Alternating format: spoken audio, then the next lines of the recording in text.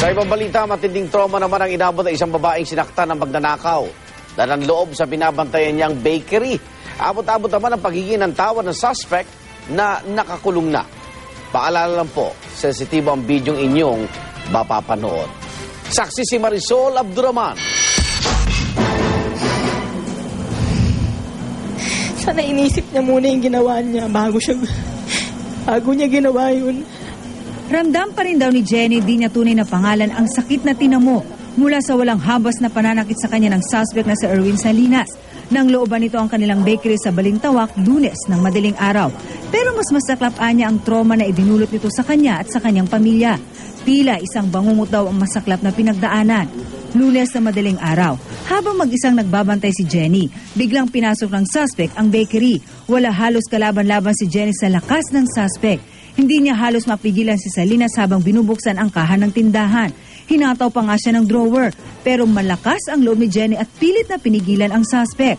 Kaya naman pinagtutulak na siya nito, sinapak at sinakal pa. May punto pang pinaghahampas siya ng bote ng suspect. Habang nangyayari ang gulo sa loob ng bakery, ilang meron ang nanood lang sa labas. Nang sinubukang tumakbo ng suspect, hindi siya binitawan ni Jenny na nakaladkad pa palabas habang nakakapit sa suspect. Doon na naaresto ang suspect ng mga rumispondeng tanod at mga pulis. Sabi ko, Lord, tulungan niyo po ako. Yun lang yung word na lumabas sa bibig ko besides sa tulungan niyo ako. Siya yung bumaksak ako, di ko rin alam kung bakit nakatayo pa ako, sinabol ko siya. Wala na akong pakialam kung ano man nung nararamdaman ko, ano man nangyari sa akin. Basta gusto ko makuha ako siya. Bigla-bigla na lang umiiyak.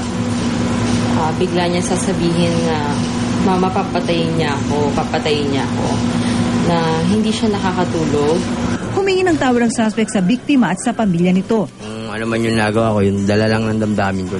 Nahaharap ngayon sa kasong robbery with violence and intimidation ang suspect. Agad namang tinugunan ng QCPD ang hiling ni Jenny. Simula ngayong gabi, 24 oras na babantayan ang nilooban na bakery. Open until na we determine na safe talaga yung lugar.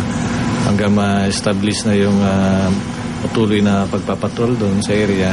Bagamat lalong pinaigting ang pagpapatrolya sa lugar, payo ng mga otoridad, maging vigilant tayo. Make sure na walang access ang sino man, basta na lang makakapasok sa ating, kung nakakonekta ito sa ating bahay o sa ating pwesto, no? At makakatulong talaga ang pag-i-install natin ng CCTV. Ako si Marisol Abduraman, ang inyong saksi.